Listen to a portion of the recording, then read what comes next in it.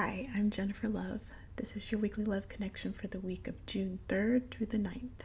You can choose a card from 1 to 3, or I've assigned a card for your unique situation. Card number 1 is for folks who are in crisis who need immediate answers and support. Card number 2 is if you happen to be single. And card number 3 is for those who are in relationships. This week we are using the Whispers of the Ocean cards by Angela Hartfield. So I just wanted to say, sometimes it's hard to record these videos. It's hard to get the energy to come online, and you think, I don't look good today, or I don't feel good, or, my hair looks weird, or I don't, whatever, and if you never do it, then it'll never get done. Right? So I just want to say, when you ever watch anybody's videos online, or you ever see somebody make an effort to put content out there, just know that they have gone through all of these insecurities and perhaps imposter syndrome, and just have really made an effort to give you something that is a gift. So you can respond by liking it, or leaving a comment, or saying thank you, or saying this message resonated with me, or it didn't, or react in some way, because people are putting their energy out there for you, and you can appreciate it. That's all I had to say. So if you chose card number 1, this is 34. It's the gift of neutrality. And it says, balance is at work in your life. Yin and yang are opposites in energy, but reside side by side to create the gift of neutrality.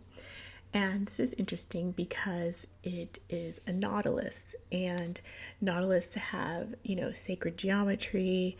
In the guidebook, it was interesting. It said nautilus has been around for 500 million years.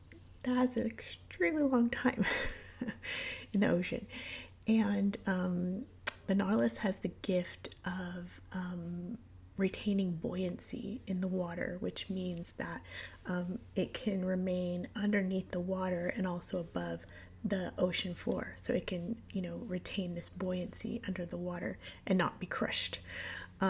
So it has that gift of balance.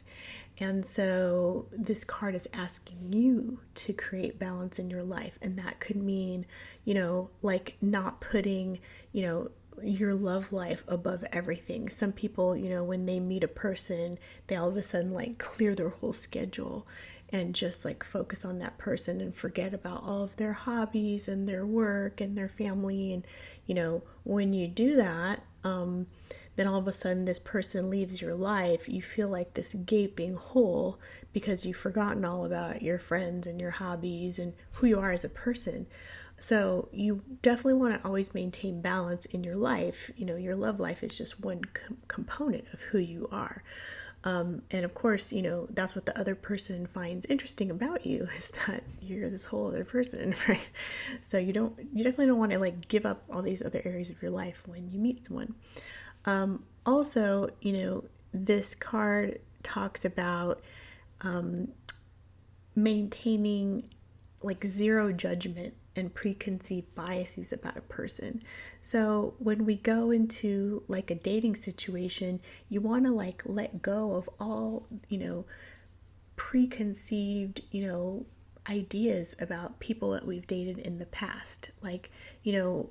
Things all men are cheaters and women are always late, and people are vain, whatever negative connotations you had about people you've dated in the past, you need to really let that go about the person sitting across from you, because you don't know them. You haven't gotten to know them yet. That's what dating is all about. So you really want to give the person across from you a shot, or whoever you're getting to know. You need to let go of all of the biases that you've had from people you've been dating in the past and really let this person have a shot. Be on neutral ground, at least for the first, however long you want to give them a shot. And then, then make your judgments. If you chose card number 2, this is right where you need to be. And it says, acknowledge how you're feeling. Have faith that the universe will take care of a current concern by providing the best possible outcome for all involved. So you are being told to stay positive, yay! And also, divine timing is involved in this situation. So, which is always like the message that everybody wants to hear, right? Yay, it's divine timing. But you are being guided, that your spirit team is letting you know everything is fine. You're right where you need to be. And this situation is calling for you to relax and calm down, and everything is going to work out. Because what do they say about, if you're sad and you haven't reached the end of the story, then it's not the end, or something like that. I'm not even saying it right. But yeah, you need to have faith that the universe has your best interest in mind, and everything is going to work out the way that it's meant to work out. Recently I had some, pretty traumatic things happen, and I was, in this space of like, why is this happening to me right now? I've, gone through some struggles, and I cannot believe that, I did nothing wrong, and why is this happening to me? And then, things turned out even, better than I could have hoped for. So, you kind of have to like think about, when you're going through it, it's really hard to think about how could this get better, but when you think about, me 5 years ago, think about yourself and like what happened to you 5 years ago and where you are now, you realize, oh, well, that is, it was getting better. I just couldn't really be there at the time. So you have to think about situations like that and think about the long game, and just know that right now it might feel really difficult, but know that you're exactly where you're meant to be to get to exactly where you want to go. If you chose card number 3, this is the first card of this deck, and it's called Resilience. It's actually the cover art. And it says, there's no need to rush or push. This is a time to take things as they come. You have the determination and patience to handle what is happening. It's kind of reminding me of, Nemo and Crush, and like go with the flow kind of energy. This resilience card, the sea turtle energy is an energy of immortality, right?